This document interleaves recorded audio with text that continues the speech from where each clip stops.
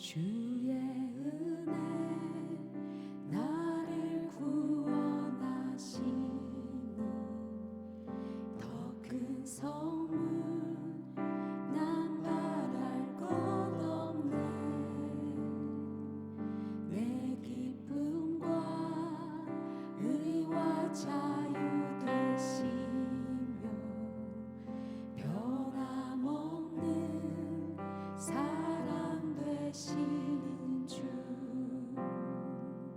나의 소망 예수 안에 있으니 내 삶은 주님께 속했네. 말로 다 할 수 없네. 내 영혼 찬양해 나니 예수로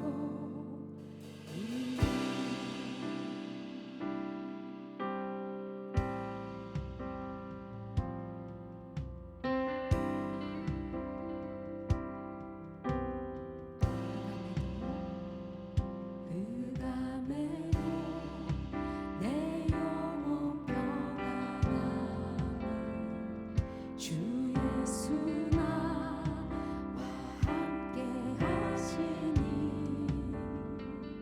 내 연약함 나의 자랑 되었네. 주 능력이 나를 붙드시네.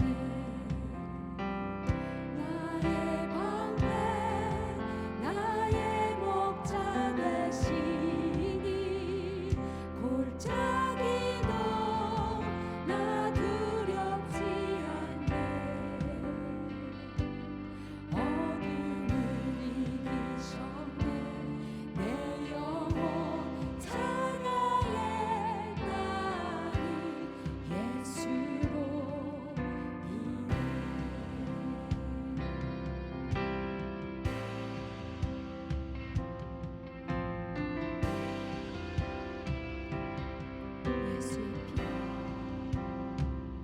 예수의 피 내 죄 사하셨으니 죽음도 나 두렵지 않네.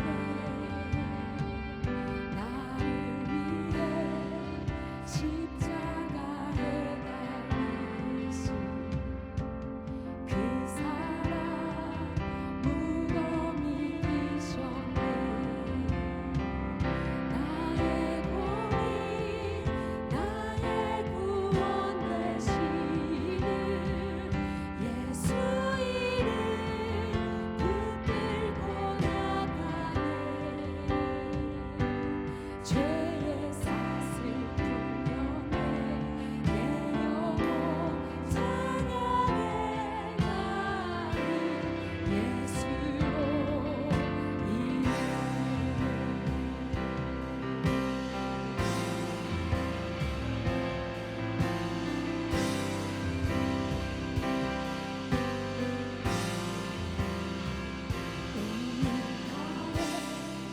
주 따르기 원하네. 인도한다 약속하신 주님. 그의 능력 날 새롭게 하시니 보좌 앞에 기쁨으로 서리. 내 자소와 세상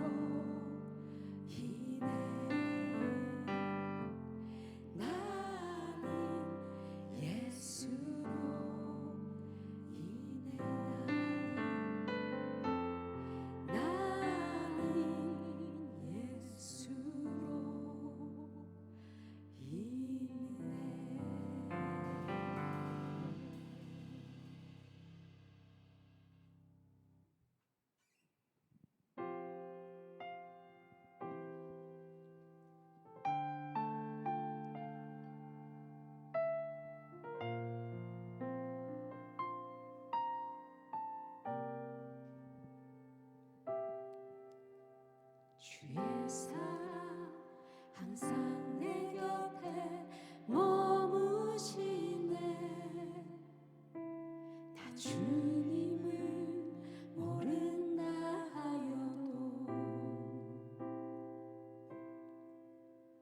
주의 사랑 또 나를 믿어주시네.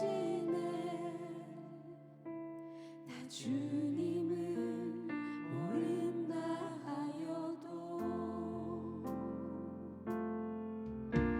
주의 사랑 항상 내 곁에 머무시네. 나 주님을 모른다 하여도 주의 사랑 또 나를 믿어주시네. 나 주님을 모른다 하여도 고백합니다. 주를 사랑합니다. 온 마음 다하여 주를 사랑합니다.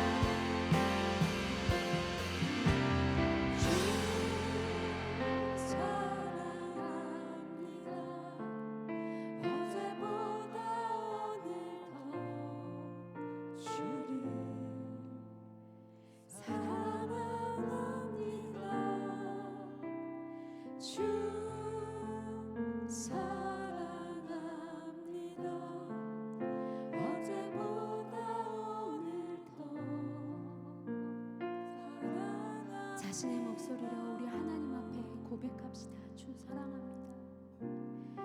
주 사랑합니다. 어제보다 오늘도 주를 사랑합니다. 주 사랑합니다. 어제보다 오늘도 사랑합니다. 우리가 이 시간 하나님 앞에 기도로 나아갔으면 좋겠습니다. 오늘 우리에게 주시는 하나님의 말씀은 창세기 27장입니다. 창세기 27장 1절로 29절 말씀 우리가 교독하도록 하겠습니다.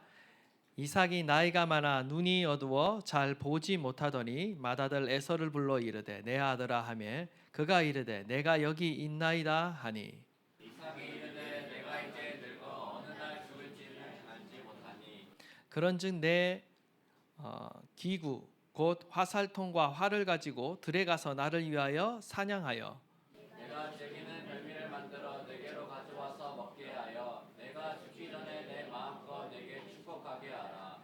이삭이 그의 아들 에서에게 말할 때에 리브가가 들었더니 에서가 사냥하여 오려고 들로 나가매 리브가가 그의 아들 야곱에게 말하여 이르되 내 아버지가 내 형 에서에게 말씀하시는 것을 내가 들으니 이르시기를 나를 위하여 사냥하여 가져다가 별미를 만들어 내가 먹게 하여 죽기 전에 여호와 앞에서 내게 축복하게 하라 하셨으니 그런즉 내 아들아 내 말을 따라 내가 내게 명하는 대로 염소 떼에 가서 거기서 좋은 염소 새끼 2마리를 내게로 가져오면 내가 그것으로 내 아버지를 위하여 그가 즐기시는 별미를 만들리니 내가 그것을 내 아버지께 가져다 드려서 그가 죽기 전에 내게 축복하기 위하여 잡수시게 하라.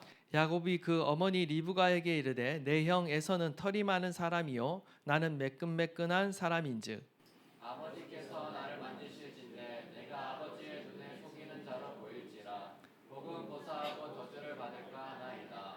어머니가 그에게 이르되 내 아들아 너의 저주는 내게로 돌리리니 내 말만 따르고 가서 가져오라. 그가 가서 끌어다가 어머니에게로 가져왔더니 그의 어머니가 그의 아버지가 즐기는 별미를 만들었더라. 리브가가 집안 자기에게 있는 그의 맏아들 에서의 좋은 의복을 가져다가 그의 작은 아들 야곱에게 입히고 또 염소새끼의 가죽을 그의 손과 목에 매끈매끈한 곳에 입히고 자기가 만든 별미와 떡을 자기 아들 야곱의 손에 주니 야곱이 아버지에게 나아가서 내 아버지여 하고 부르니 이르되 내가 여기 있노라. 내 아들아 내가 누구냐. 야곱이 아버지에게 대답하되 나는 아버지의 맏아들 에서로소이다. 아버지께서 내가 명령한 대로 내가 하였사오니 원하건대 일어나 앉아서 내가 사냥한 고기를 잡수시고 아버지 마음껏 내게 축복하소서. 이삭이 그의 아들에게 이르되 내 아들아 내가 어떻게 이같이 속히 잡았느냐. 그가 이르되 아버지 하나님 여호와께서 나로 순조롭게 만나게 하셨음이니이다. 이삭이 야곱에게 이르되 내 아들아 가까이 오라. 내가 과연 내 아들 에서인지 아닌지 내가 너를 만져보려 하노라. 야곱이 그 아버지 이삭에게 가까이 가니 이삭이 만지며 이르되 음성은 야곱의 음성이나 손은 에서의 손이로다 하며 그의 손이 형 에서의 손과 같이 털이 있으므로 분별하지 못하고 축복하였더라. 이삭이 이르되 내가 참 내 아들 에서냐. 그가 대답하되 그러하나이다. 이삭이 이르되 내게로 가져오라. 내 아들이 사냥한 고기를 먹고 내 마음껏 내게 축복하리라. 야곱이 그에게 가져가매 그가 먹고 또 포도주를 가져가매 그가 마시고 그의 아버지 이삭이 그에게 이르되 내 아들아 가까이 와서 내게 입맞추라. 그가 가까이 가서 그에게 입맞추니 아버지가 그의 옷에 향치를 맡고 그에게 축복하여 이르되 내 아들의 향치는 여호와께서 복 주신 밭의 향치로다. 하나님은 하늘의 이슬과 땅의 기름짐이며 풍성한 곡식과 포도주를 내게 주시기를 원하노라. 만민이 너를 다 함께 읽겠습니다. 만민이 너를 섬기고 열국이 내게 굴복하리니 내가 형제들의 주가 되고 내 어머니의 아들들이 내게 굴복하며 너를 저주하는 자는 저주를 받고 너를 축복하는 자는 복을 받기를 원하노라. 아멘. 오늘 우리가 읽은 이 창세기 27장은요, 성경 전체에서 정말 드라마틱한 사건 중 하나를 다루고 있습니다. 드라마의 소재로 사용해도 재미있을 그런 내용인 것이죠. 인간의 가장 부끄러운 어떤 민낯을 보여주는 사건입니다. 믿음의 가정이라고 하기에는 너무나 부끄러운 일명 막장 드라마 같은 일이 지금 이 가정 안에 일어났습니다. 인간적인 편애와 속임수가 난무하고 있고요. 어떤 미움과 시기와 분노가 일어나고 있습니다. 형제지간의 다툼의 차원을 넘어서 살인하고자 하는 그런 마음까지 일어나고 있어요. 완전히 이것은 오늘날로 말하면 파탄난 가정이에요. 뿔뿔이 갈라지고 흩어지게 됩니다. 그러나 이 사건의 이면을 우리가 유심히 들여다보면요, 인간은 끊임없이 욕망하고 속이고 실패하지만 하나님은 그 인간의 연약함에도 불구하고 인간의 연약함과 죄성마저도 사용하셔서 하나님 당신의 그 기쁘신 뜻과 계획을 성취하고야 만다라는 사실을 우리 가운데 보여주고 있습니다. 우리의 실패와 연약함에도 불구하고 하나님은 오늘도 저와 여러분을 향한 당신의 그 선한 계획을 이루어가고 계신다라는 거예요. 그 가운데로 저와 여러분을 인도하고 계신다라는 확신을 오늘 이 말씀을 통해 저와 여러분이 더욱 확신할 수 있기를 간절히 바랍니다.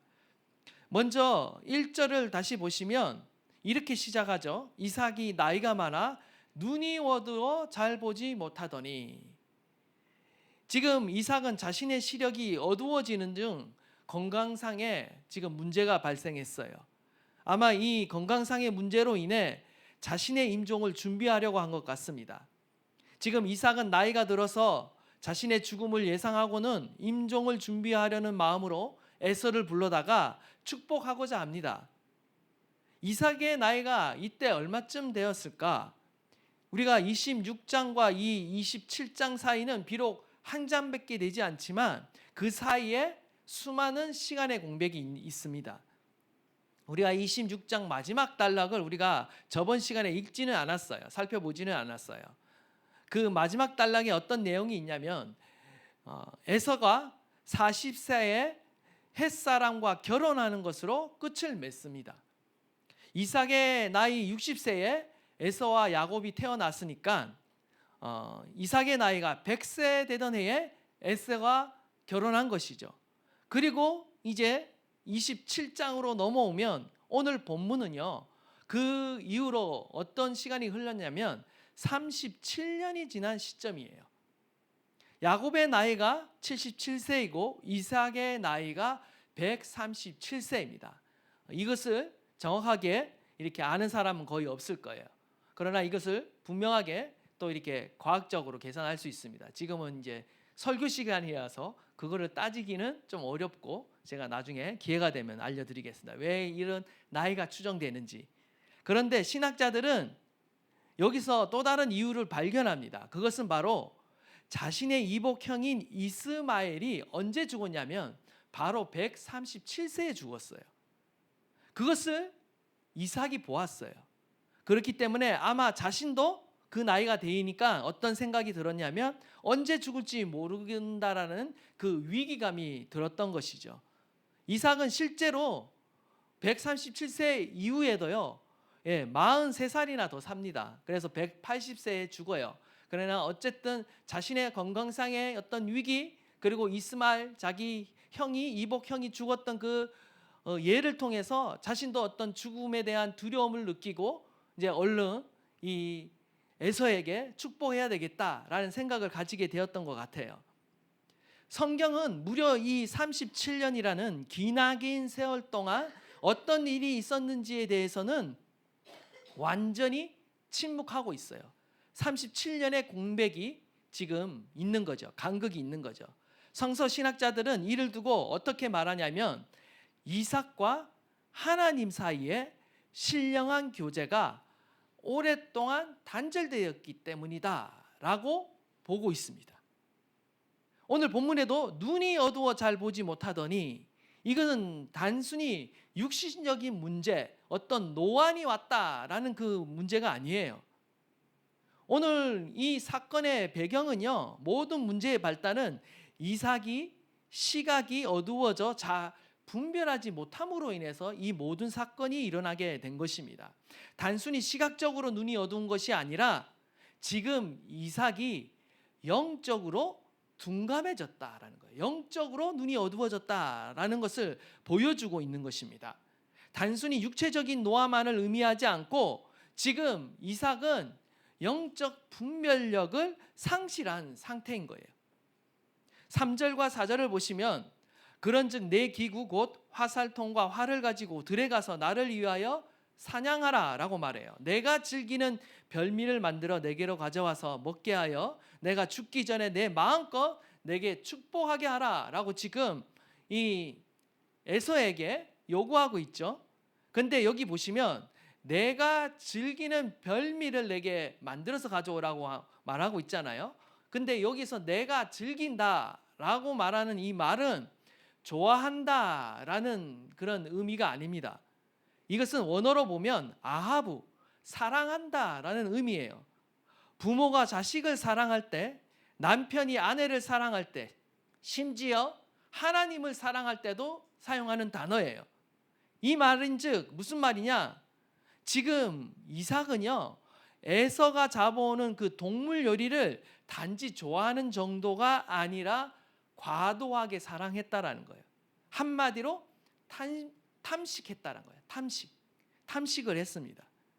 지금 단 2절밖에 되지 않지만 이 2절 안에 가장 많이 등장하는 단어가 뭐냐면 나라는 단어입니다. 나를 위하여 내가 즐기는, 내게로 가져와서 내가 죽기 전에 내 마음껏, 나를 지금 굉장히 강조하고 있어요. 히브리어에는요, 특별히 이 주어나 이런 단어를 쓸 필요가 없음을 생각해도 불구하고, 뜻이 통함에도 불구하고 그 단어들이 의도적으로 반복해서 쓰였습니다. 강조되고 있는 것이죠.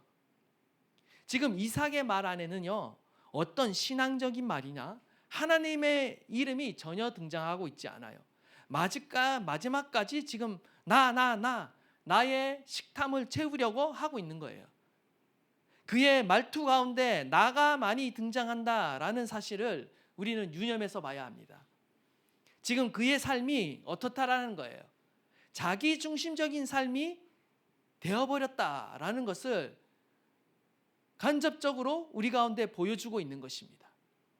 하나님을 위하여 삶을 살아간 것이 아니라 지금 세월이 흘러 그가 어느덧 자기 중심적인 삶을 살아가고 있다는 것을 반증해서 보여주고 있는 거예요. 그의 언어에, 어투에 그것이 드러나고 있는 거예요. 당시 이삭은요, 영적으로 눈이 어두워져서 어떤 하나님의 뜻을 찾기보다, 어떤 하나님의 뜻을 구하기보다 지금 자기 위주로, 자기 입맛대로 모든 일을 결정하고 처리하는 그런 상태로 전락했다라는 것입니다. 그 사이에 그의 신앙이 퇴보했어요. 자기도 모르는 사이에 영적인 침체가 찾아왔어요. 그것이 바로 어떤 시각이 침침해지고 어두워진 걸로 나타난 것이죠. 영적으로 침침한 눈을 소유하게 되었습니다. 분별력을 잊어버리게 되었어요. 여러분, 성도는요, 나가 아니라 하나님 중심의 삶을 살아야 하는 것입니다. 그리스도 중심의 삶을 살아야 하는 거예요. 이러한 원칙이 무너질 때 어떤 일이 일어납니까? 우리가 하나님 중심적인 삶을 포기할 때 우리의 삶 가운데는 영적인 침체가 찾아오게 됩니다. 영적으로 서서히 무너지기 시작한다라는 거예요. 여러분, 이삭도 한때는 믿음의 사람이었어요. 엄청난 믿음의 사람이었어요. 죽음 앞에서도 그 말씀에 순종하는 대단히 순종적인 믿음의 사람이었어요. 우물 사건과 브엘세바 사건 때에도 블레셋 사람으로부터 계속 핍박을 당하고 우물을 빼앗겼지만 그때마다 그는 낙심하지 않고 포기하지 않는 놀라운 믿음을 보여줬던 사람이에요. 그런 이삭이 37년의 세월이 지나자 영적으로 침체되기 시작했습니다. 영적으로 분별력을 잃어가기 시작했어요. 그런 그도 편안해지자 영적으로 무뎌지기 시작했다라는 거예요. 우리가 항상 깨어있지 않으면요, 이삭과 같이 영적으로 무뎌질 수 있습니다. 우둔해질 수가 있다라는 거예요. 나이를 탓할 수 없습니다, 여러분. 전혀 이것은 나이 탓이 아니에요. 성경에 보면 나이가 많이 먹어도 믿음이 더 생생한 사람들이 얼마든지 등장하고 있어요. 모세도 그랬고요, 갈렙도 그랬습니다. 예전보다 더 믿음이 좋았어요. 근데 우리가 이 이삭의 믿음을 그냥 나이 탓으로 돌릴 수 없습니다. 고린도전서 4장 16절을 보면 그러므로 우리가 낙심하지 아니하노니 우리의 겉사람은 낡아지나 우리의 속사람은 날로 새로워지는도다. 사도 바울은요, 극심한 고난과 육체적인 질병 속에서도 낙심하지 않고 날마다 영적으로 자신은 새로워진다라고 고백하고 있어요. 그의 육신은 사실 점점 쇠약해져 가고 낡아지고 있었습니다. 그러나 그의 정신만은, 그의 속사람만은 성령으로 말미암아 더욱 새로워지고 있었다라는 거예요. 더욱 영적인 깊이가 깊어지고 있었다라는 것입니다. 우리는 바로 이러한 모습을 본받아야 하는 것입니다. 이삭과 대조를 이루고 있죠. 이삭은 나이가 많아 눈이 어두워지고 육신이 쇠잔해지자 두려움과 조급함에 사로잡히게 되고 결국 영적 분별력을 잃어버리고 하나님의 뜻을 거스르는 행동을 하게 됩니다. 하나님이 축복하기 원하시는 대상은 에서가 아니라 야곱이었어요.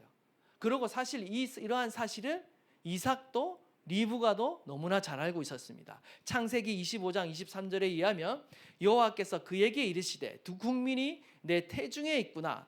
두 민족이 내 복중에서부터 나누이리라. 이 족속이 저 족속보다 강하겠고 큰 자가 어린 자를 섬기리라. 이미 예언의 말씀을 주셨어요. 태중에 있을 때부터 이 말씀을 받았어요. 여호와께서 말씀하셨습니다. 리브가도 이삭도 사실 눈치채고 있었어요.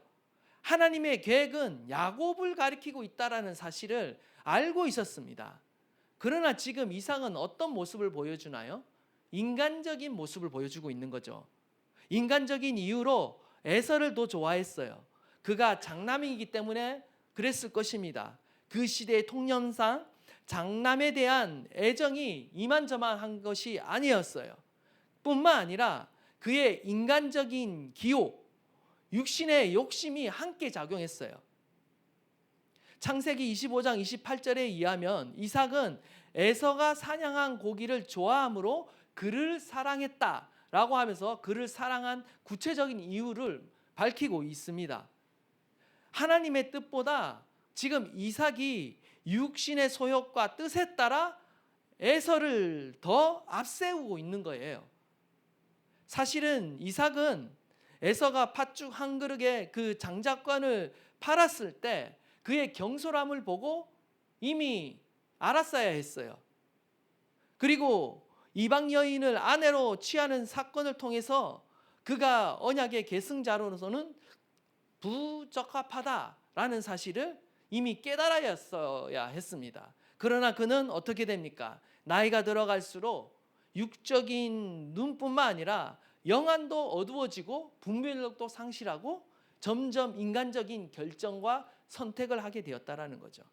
하나님의 뜻을 무시하고 망각하고 자신의 뜻과 육신의 욕심만이 더 강해졌습니다. 결국 육신의 욕심에 따라 자신의 인간적인 뜻에 따라 에서를 축복하려고 지금 고집을 부리고 있는 것입니다. 결국 이 일로 인해 온 집안이 파국으로 치닫게 되는 것이죠. 에베소서 1장 18절로 19절 말씀 우리 한번 다 함께 한번 읽도록 하겠습니다. 시작. 너희 마음의 눈을 밝히사 그의 부르심의 소망이 무엇이며 성도 안에서 그 기업의 영광의 풍성함이 무엇이며 그의 힘의 위력으로 역사하심을 따라 믿는 우리에게 베푸신 능력의 지극히 크심이 어떠한 것을 너희로 알게 하시기를 구하노라. 아멘. 그래서 필요한 게 뭐예요? 우리의 영적인 눈이 어두워지지 않도록 주의해야 한다는 거예요. 우리의 영적인 눈이 밝아지도록 구해야 합니다. 사도 바울이 기도했던 것처럼 영적인 우리의 눈이 더욱 밝아지도록 우리는 기도해야 하는 것입니다. 하나님의 부르심의 소망이 무엇인지 더 알게 해달라고, 더 깊이 깨닫게 해달라고 우리는 기도해야 하는 것입니다. 우리가 깨어있기 위해서 무엇보다 필요한 것은 하나님의 말씀을 가까이 하는 것입니다. 하나님의 말씀을 기억하는 거예요. 항상 하나님의 말씀에 우리가 주목하고 있어야 돼요. 하나님이 이미 말씀을 주셨지만 이삭은 그 말씀을 계속해서 주목하는데 실패했어요. 하나님의 말씀을 기억하는 일에 실패하고 말았어요. 말씀을 기억하고 그 말씀 중심적인 삶을 살아야 했음에도 불구하고 말년에 그 일에 실패한 거예요. 그러니까 영적인 분별력을 잃어버린 거죠. 우리는 묵상을 통해서 우리 안에 내주하시는 성령님과 계속적으로 깊이 교제해야 하는 것입니다. 성령님은 하나님의 깊은 곳까지 통찰하시며 하나님의 뜻을 우리 안에 깨닫게 하시는 분이에요. 우리가 우리 안에 계신 그 성령 하나님을 우리가 자각하지 못하고 그분과 내밀한 교제를 나누지 못하면요, 그 교제를 멈추게 되면요, 우리는 영적으로 점점 둔감해지는 거예요. 성령의 인도하심이 필요한 것입니다. 성령의 깨우침과 성령의 인도하심을 우리는 인생의 가운데 중요한 한순간에만 받는 것이 아니라, 구하는 것이 아니라 우리는 매 순간 지속적으로 하나님의 인도하심, 성령의 인도하심을 받는 삶을 살아가야 하는 것입니다. 우리는 항상 우리의 육신의 시각과 감각에 우리의 마음을 빼앗기는 경향이 있어요. 우리는 쉽게 우리의 오감과 시각에 사로잡힙니다. 밖으로부터 오는 세상의 어떤 물질적인 유혹과 겉으로 보이는 환경에 우리는 알게 모르게 너무나 쉽게 지배를 받고 있고 영향을 받고 있다는 사실을 기억하셔야 합니다. 그렇기 때문에 우리는 눈에 보이지 않지만 하나님의 말씀과 기도로 점점 우리의 영적인 감각들을 깨우고 우리가 주의해서 그 기능들을 더 주의 깊게 살펴야 되고요, 일깨워야 하는 거예요. 이 감각은 그냥 저절로 자라나지 않습니다. 육적인 감각이 너무 강하기 때문에 이 세밀한 감각, 눈에 보이지 않는 오감이 아니라 우리 가운데는 육감, 영적인 감각이 있어요. 근데 그것은 우리의 눈을 감아야 비로소 느껴지고 보게 되는 감각이에요. 우리는 영적으로 깨어 있어야 하는 것이죠. 하나님과 교제함으로, 하나님의 말씀 안에 깨어 있으므로 우리는 이 감각들을 계속해서 유지하고 키워가야 한다는 것입니다. 그리할 때 눈에 보이지 않지만 우리는 살아계신 하나님을 지각하게 되고 인지하게 되고 그 하나님의 세심한 인도하심을 우리는 알아차리게 되는 거예요. 그러지 않으면 우리는 여전히 어제 성공했다 할지라도 어제의 믿음이 오늘의 삶을 보장하지 못하는 거예요. 항상 매일매일 우리는 믿음으로 하나님과 동행해야 되는 줄 믿습니다. 저와 여러분의 믿음, 결국 잠드는 믿음, 둔해지는 믿음, 그런 믿음이 아니라 점점 날카로워지고 점점 주님과 깊어지는 그런 영적인 깨어있음이 저와 여러분의 삶에 더욱 나타나기를 주님의 이름으로 축복합니다. 더욱 깨어있기를 주님의 이름으로 축복합니다. 두 번째는 또 어떤 인물들이 등장하고 있습니까? 리브가와 야곱이 등장하고 있습니다. 이 두 인물은 하나님의 때를 기다리지 못하고 인간적인 편법과 속임수를 사용한 사람들의 대표적인 예가 되어버렸습니다. 우리 6절과 9절 말씀 다 함께 읽겠습니다. 시작. 리브가가 그의 아들 야곱에게 말하여 이르되 내 아버지가 내 형 에서에게 말씀하시는 것을 내가 들으니 이르시기를 나를 위하여 사냥하여 가져다가 별미를 만들어 내게 먹으라며 죽기 전에 여호와 앞에서 내게 축복하라 하셨으니 그런즉 내 아들아 내 말을 따라 내가 내게 명하는 대로 염소대에 가서 거기서 좋은 염소 새끼 2마리를 내게로 가져오면 내가 그것으로 내 아버지를 위하여 그가 즐기시는 별미를 만들리니. 아멘. 이제 이삭의 말을 엿들은 리브가는요, 자신의 사랑하는 아들 야곱에게 갑니다. 그리고 한 가지 술책을 내요. 내가 염소 새끼로 맛있는 별미를 만들 테니까 그것을 아버지에게 가져다 드리고 내가 대신 에서 대신 축복을 받으라는 거예요. 거기에다가 야곱을 에서처럼 속이기 위해 어떻게 합니까? 에서의 옷을 입히고 염소 가죽으로 또 이 에서처럼 털이 많은 것처럼 야곱을 변장시킨다라는 거죠. 한마디로 인간적인 편법과 속임수를 사용했습니다. 여기서 흥미로운 사실 중 하나는요, 이삭의 말을 지금 그대로 지금 누구에게 전하고 있습니까? 야곱에게 전하고 있는데 7절에 보면 여호와 앞에서 내게 축복하게 하라라고 말하고 있죠. 사실 남편 이삭은 에서에게 말할 때 여호와 앞에서라는 표현을 사용하지 않았습니다.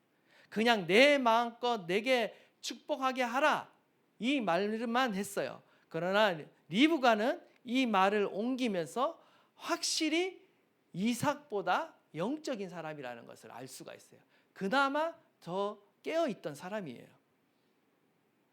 하나님께 직접 그가 예언을 받았기 때문에 하나님께서 선택한 자녀는 야곱이라는 확신을 그가 놓치지 않고 있었어요. 그는 자신의 사랑하는 자녀가 영적으로 하나님 앞에서 축복받기를 지금 간절히 사모하고 있는 거예요. 자연스럽게 그의 입술 가운데 여호와 앞에서 축복받기를 지금 그의 입술로 표현하고 있고 고백하고 있는 거예요. 자신의 자녀를 정말 신앙적으로 영적으로 하나님께 복받는 자녀로 세우고 싶은 그 열망이 지금 누구에게 있습니까? 리브가에게 있는 리브가. 그나마 깨어 있었어요. 영적으로. 아비는 깨어 있지 못했어요. 육적인 방식으로 에서를 사랑하고 육적인 방식으로 에서를 축복하려고 지금 고집을 피우고 있습니다. 리브가가 하나님의 뜻을 깨닫는 데는 이삭보다 더 지혜롭고 영적인 안목이 뛰어났습니다. 그러나 그 방법을 실행에 옮기는 데 있어서는 그녀 역시도 인간적인 계획과 수단을 사용했다라는 거예요. 이것은 큰 실수였어요. 8절을 보면 그런즉 내 아들아 내 말을 따라 내가 내게 명하는 대로. 여기서도요 이삭과 마찬가지로 내라는 말이 굉장히 많이 등장하고 있습니다. 내가 내게 명령하는 대로. 내가라는 말이 강조되고 있어요. 히브리어에는 더욱 강조됩니다. 리브가도 하나님의 원하시는 방법대로 행한 것이 아니라 결국 그도 인간적인 자신의 방법을 사용했다라는 거예요. 우리는 여기서 중요한 사실을 배우게 됩니다. 하나님의 뜻을 이루는 데 있어서는요, 그 목적도 선해야 하지만 동시에 그 방법도 성경적이어야 한다라는 거예요. 자칫 잘못하면 우리는 흔히 말하는 세상이 말하는 결과만 좋으면 과정은 어찌됐든 상관없다는 식으로 세상의 실리적인 논리를 따르게 되는 거예요. 세상은 항상 무엇을 내세웁니까? 대의명분이라는 그 미명 아래 거짓과 타협도 막 정당화시키는 세상이 바로 이 세상이에요. 그러나 하나님은 다릅니다. 하나님은 목적도 선해야 하지만 그 과정의 거룩함도 보시는 분이세요. 여러분 아시다시피 결론적으로 리브가 야곱은요 자신의 목적을 이룹니다. 자신들의 목적을 이뤄요. 축복을 받아내게 돼요. 그러나 결과가 어떻게 됩니까? 그 부작용이 엄청납니다. 하나님이 뜻한 방법대로 하지 않았기 때문입니다. 하나님이 원하시는 방법대로 취하지 않았기 때문이에요. 어미의 삐뚤어진 잘못된 사랑으로 인해 형제 간의 갈등이 일어납니다. 인간의 장깨는 결국 가정의 불화와 함께 야곱으로 하여금 20년이라는 긴 방랑의 세월을 낳게 만들었어요. 더 멀리는 이들의 후손인 이스라엘과 에돔 두 민족 간의 끊임없는 갈등과 분쟁을 일으켰다라는 거예요. 정말 혹독한 대가를 치르게 된 거죠.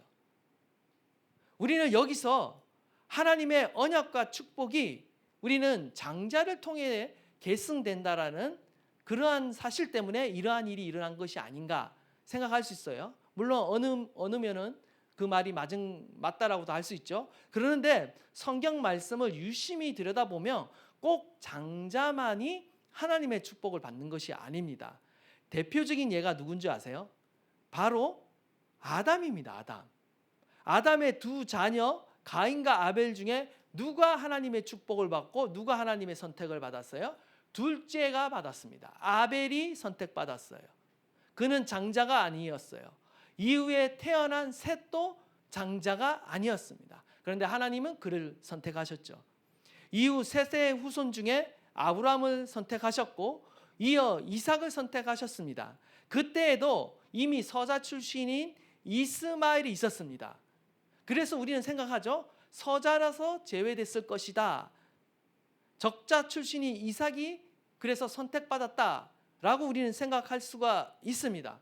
그러나 정확하게 그 이유가 아닙니다.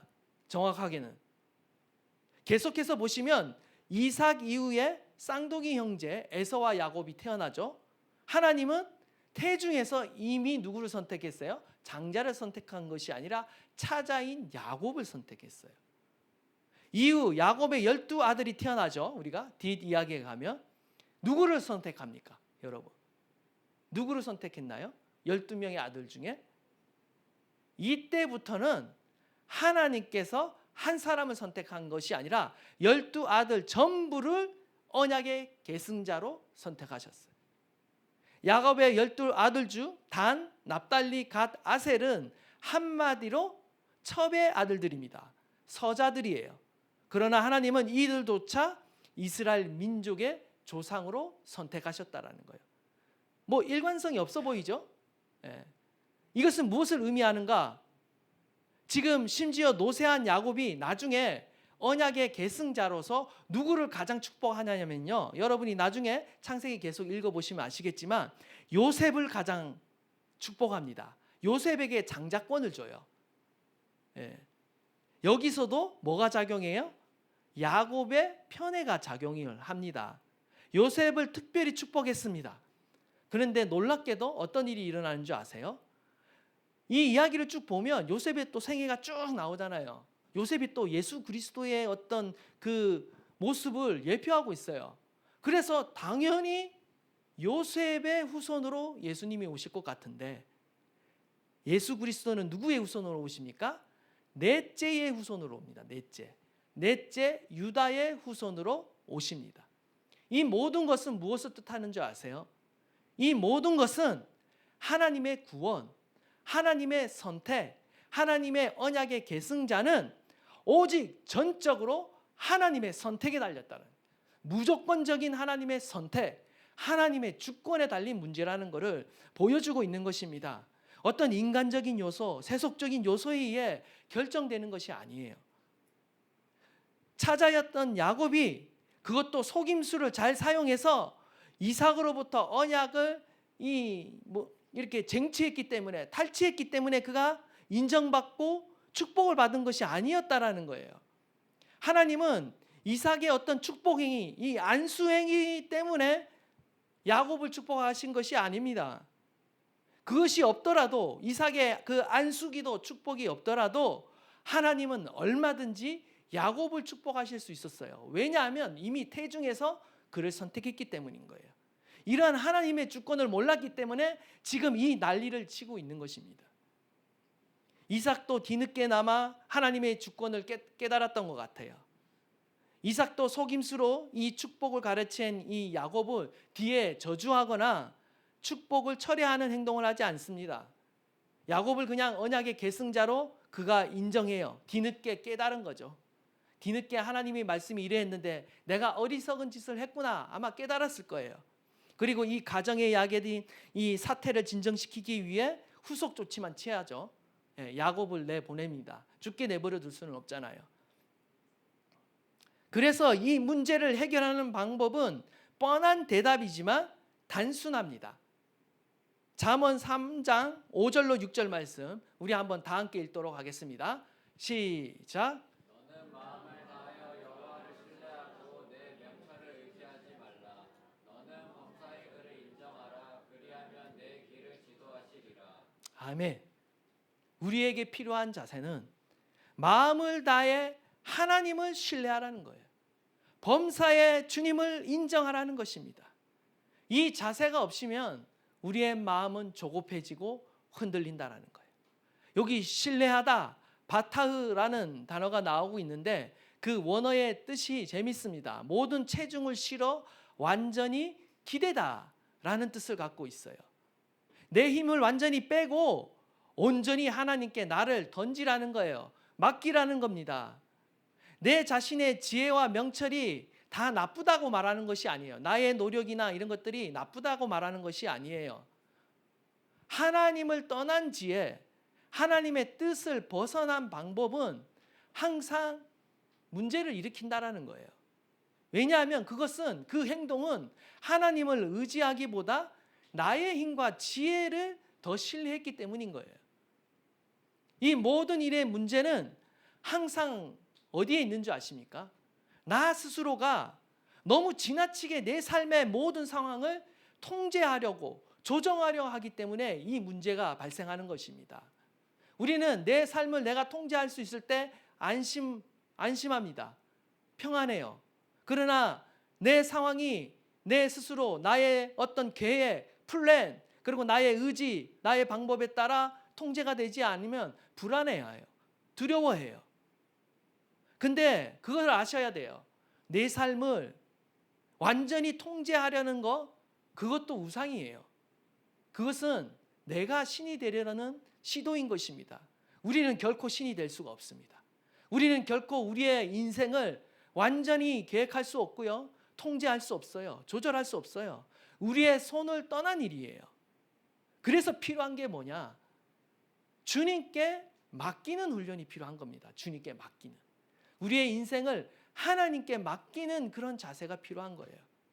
하나님의 주권과 섭리에 맡기는 훈련을 지금부터라도 하셔야 하는 것입니다. 하나님이 일할 수 있도록 우리는 하나님께 여지를 드려야 돼요. 시간을 드려야 돼요. 그런데 우리는 너무나 조급한 나머지 하나님께 그 여지를 드리지 못할 때가 너무 많다네요. 성급히 내가 다 해버리는 거죠. 그것도 잘 결정하면 다행인데 결국 후회할 일들을 결정을 한다라는 거죠. 하나님의 하나님 되심은 인간의 일이 멈추는 그곳에서부터 시작된다라는 거예요. 내 자아의 힘을 빼고 온전히 내 자신을 주님께 맡겨드릴 때 하나님은 비로소 일하기 시작하시는 것입니다. 주님께서 말씀하십니다. 범사의 그를 인정하라. 범사의 그를 인정하라. 우리의 모든 일상 속에서 우리는 하나님의 주권과 하나님의 선하심을 인정해야 하는 것입니다. 하나님은 우리의 삶 가운데 변함없는 사랑으로 우리와 함께하고 계세요. 하나님의 인자하심과 선하심을 우리는 전적으로 믿어야 돼요. 이것을 믿지 못하는 자는 흔들리게 되어 있는 것입니다. 이러한 사실을 확신하지 못하고 붙들지 못하면 우리의 마음은 조급하게 됩니다. 그리고 이를 성급하게 그르치게 되는 것입니다. 그러나 우리가 범사에 하나님을 인정하기만 하면, 인정하기 시작하면 그때부터 비로소 주님의 인도하심이 우리의 삶 가운데 나타나기 시작한다라는 거예요. 하나님이 반드시 저와 여러분의 길을 인도하실 줄 믿습니다. 하나님은 우리를 인도하고 계십니다. 리브가가 야곱이 지금 이삭의 이 잘못된 처사에 대해서 하나님의 뜻은 그게 아닌 것 같은데 왜 지금 이삭 나이가 들어서 꼰대같이 저렇게 고집만 피우고 감히 지금 이해가 되세요? 저도 이삭이 이렇게 고집이 센 줄 몰랐어요. 영적으로 굉장히 순종하고 온유한 사람인 줄 알았는데 말년에는 완전히 고집 불통이었던 것 같아요. 그러니까 리브가가 자신의 인간적인 방법으로 하나님의 뜻을 이루려고 무리수를 두게 되는 거죠. 뭐 어쨌든 리브가와 야곱은 적어도 이삭의 이 잘못된 처사에 대해 한 번이라도 정면으로 설득하려는 노력을 했어야 했어요, 사실. 근데 그런 노력이 전혀 나오지 않고 있습니다, 성경에는. 그저 인간적인 기만과 술책을 사용하고 있는 것을 보게 되죠. 그게 문제예요. 왜 그런 줄 아십니까? 그녀도 역시 범사에 하나님을 인정하지 않았기 때문에 내가 대화를 시도해봤자 소용없을 거라 생각한 거죠. 그러나 만약 그가 범사 가운데 역사하시는 이러한 지금 말도 안 되는 어려운 상황 가운데도 하나님이 함께하고 계시고 개입하시고 인도하실 거라는 그 믿음과 확신만 있었다라면 그는 대화를 시도했을 것 같아요. 그리고 어떻게 이삭이 마음을 바뀔지 우리는 알 수 없는 것이죠. 이 지경을 만들지 않았을 것입니다. 결론입니다. 우리 22절, 23절 다 함께 읽겠습니다. 시작. 야곱이 그 아버지 이삭에게 가까이 가니 이삭이 만지며 이르되 음성은 야곱의 음성이나 손은 에서의 손이로다 하며 그의 손이 형 에서의 손과 같이 털이 있으므로 분별하지 못하고 축복하였더라. 아멘. 참으로 안타깝죠. 리브가와 야곱이 범사의 하나님을 인정하기보다 자신의 명철을 의지했습니다. 하나님의 약속을 믿었지만 하나님의 방법과 때를 신뢰하지는 못했어요. 그렇기 때문에 자신의 지혜라고 말하기엔 좀 그런 간사한 계교를 사용하게 된 것이죠. 여러분, 오늘 본문에 등장하는 4명의 인물 중 그 누구도 의롭거나 칭찬받을 만한 사람, 본받을 만한 사람이 단 한 사람도 등장하지 않는 이야기가 바로 오늘 이 27장이에요. 한 사람은 영적으로 눈이 어두워졌습니다. 그리고 자신의 뜻을 굽히지 않고 있어요. 그리고 또 한 사람은 속임수와 인간적인 편법으로 지금 뭔가를 이루고자, 축복을 따내고자 지금 하고 있습니다. 리브가가 그랬습니다. 야곱은 또한 이에 동조합니다. 아버지를 기만하고 축복을 가로챈 야곱입니다. 에서는 어떻습니까? 에서는 처음부터 싹이 잘못됐어요. 영적인 신분과 유업을 가볍게 여긴 어떤 세상적인 욕심, 당장의 눈앞에 보이는 이익 앞에 그는 그냥 그 자신의 그 영적인 복을 다 걷어차버린 인물이에요. 하나같이 모두가 실패한 사람들이에요. 그런데 놀라운 사실은 무엇인지 아십니까? 이 실패한 사람들 가운데서 하나님이 여전히 역사하고 계신다라는 거예요. 이 엉망진창인 이 인간들의 실패와 제약 속에서도 하나님은 태중에서 약속하셨던 야곱을 향한 축복을 거두지 않으신다라는 것입니다. 우리 같으면 거둬들일 것 같아요. 네 하는 꼴을 보니까 안 되겠다. 취소. 네가 다시 말 잘 들으면 내가 줄게. 다시 용돈 줄게. 그러나 취소. 이럴 것 같아요. 근데 하나님은 어떻게 하십니까? 야곱이 의로워서가 아닙니다. 리브가가 지혜로워서가 아니에요.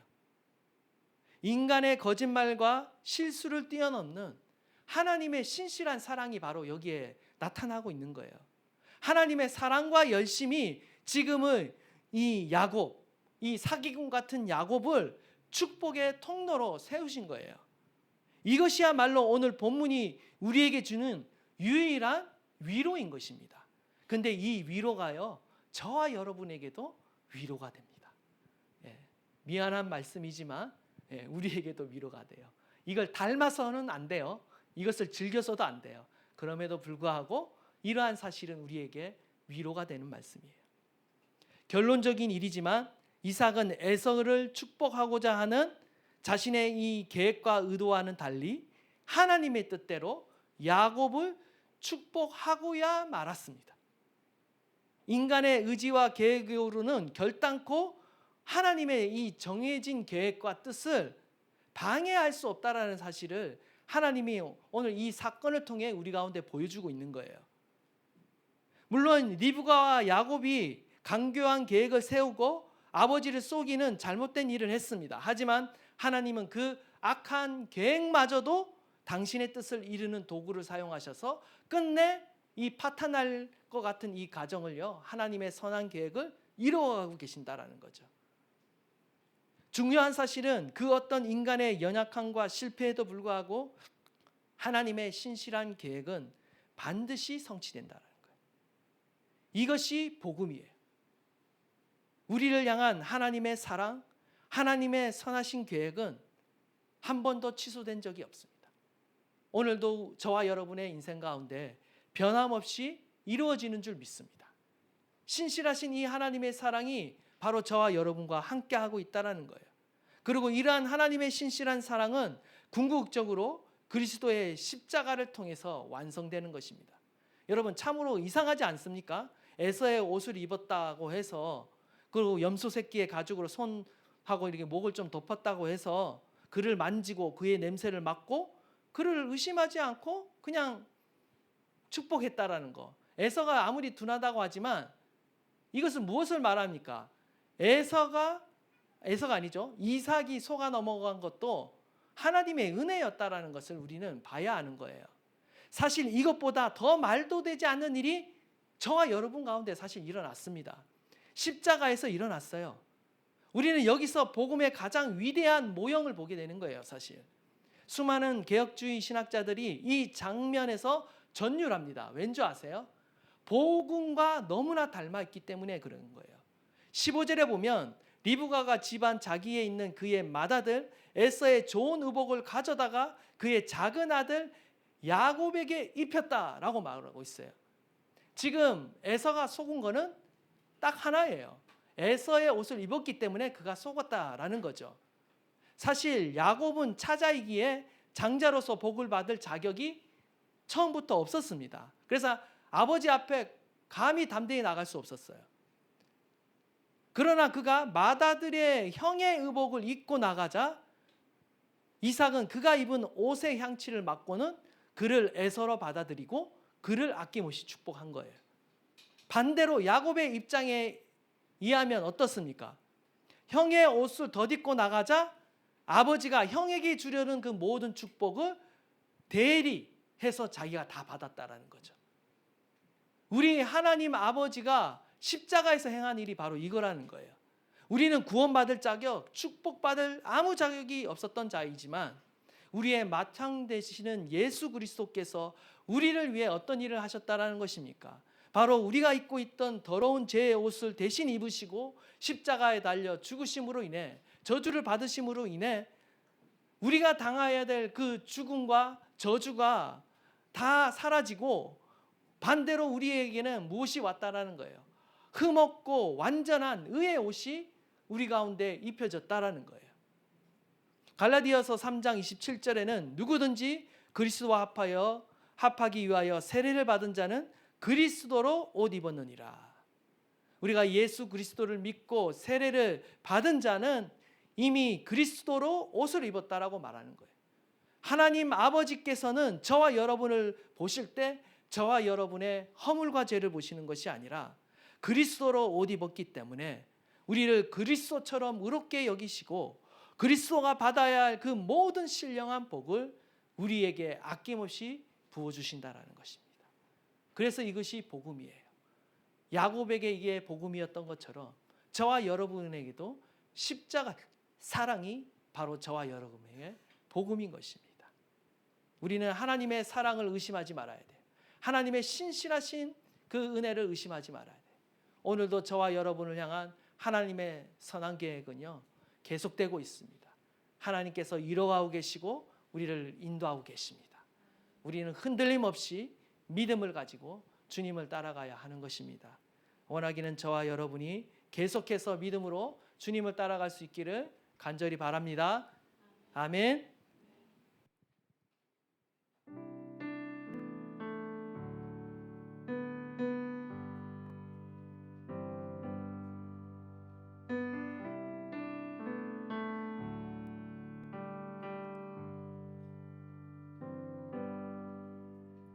주여 우린 연약합니다.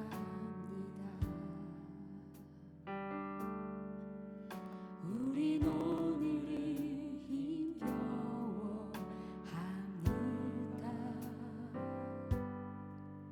주 뜻 이루며 살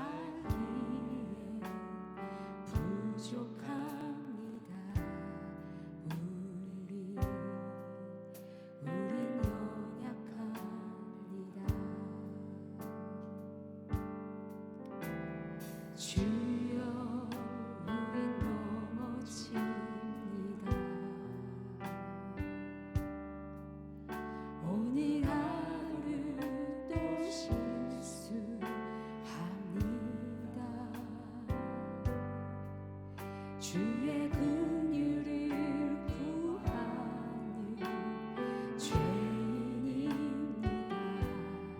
우리 주만 바라봅니다.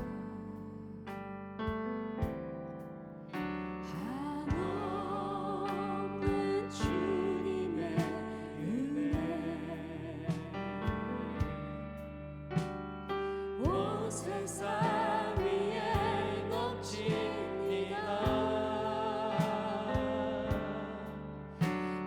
가릴 수 없는 주 영광 온 땅 위에 충만합니다.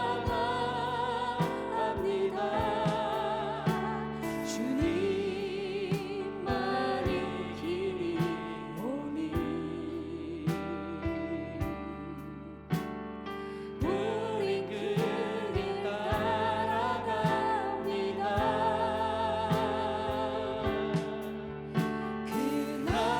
그날에 우리를 이루시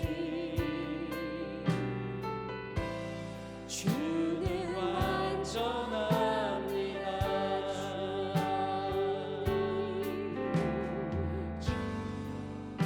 우린 연약합니다.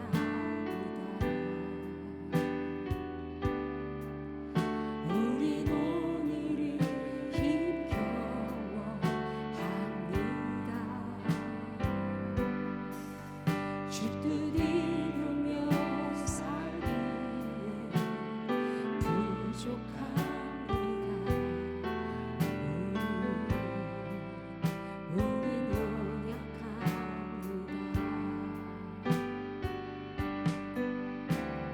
주여 우린 넘어집니다.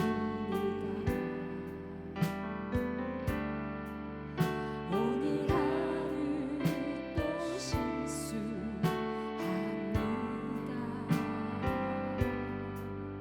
주의 긍휼을 구하는 죄인입니다.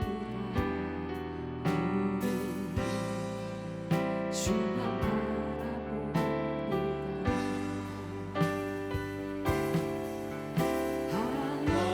한없는 주님의 은혜 온 세상 위에 넘칩니다. 가릴 수 없는 주 영광 온 땅 위에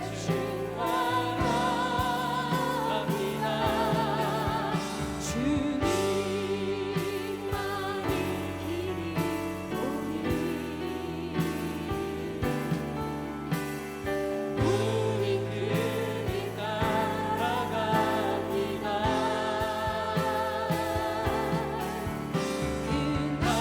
그날에 우리 이루시 주는 완전합니다.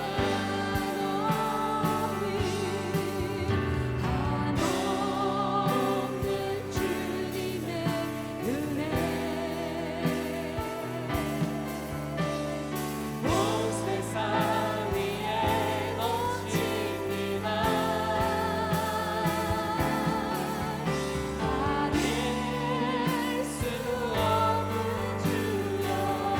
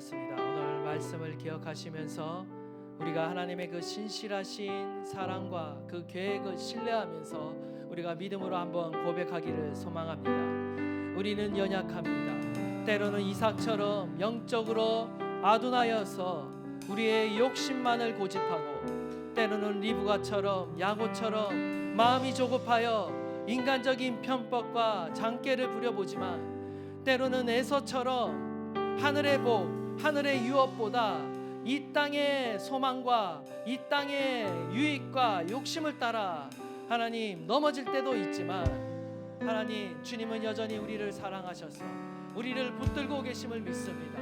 우리를 향한 하나님의 그 선한 계획은 단 한 번도 취소된 적이 없으며 우리를 여전히 사랑하셔서 우리를 그 길 가운데로 인도하고 계신 줄 믿습니다. 하나님, 우리가 하나님을 인정하게 하여 주십시오. 우리의 삶 가운데 범사에 주님을 인정하게 하여 주십시오. 마음을 다하여 주님을 신뢰하게 하여 주십시오. 하나님, 우리의 믿음을 새롭게 하여 주시옵소서. 우리 다 함께 한번 주여 부르짖고 통성으로 기도합니다. 주여. 예, 주님 그렇습니다. 하나님을 신뢰합니다. 주님을 의뢰합니다. 아버지여, 하나님 나에게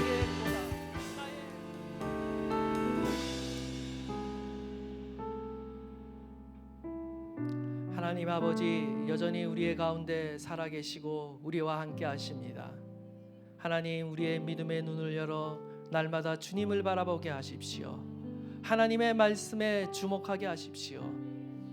하나님, 환경에 흔들리는 인생, 연약한 인생이지만 오늘도 하나님의 그 신실한 사랑이, 그 신실한 약속의 말씀이 우리의 인생을 붙들고 계심을 하나님, 우리가 다시 한번 확인하고 확신합니다. 하나님, 우리가 계속해서 주님을 신뢰함으로 주님을 따라가겠습니다. 우리의 삶의 범사에 주님을 인정하겠습니다.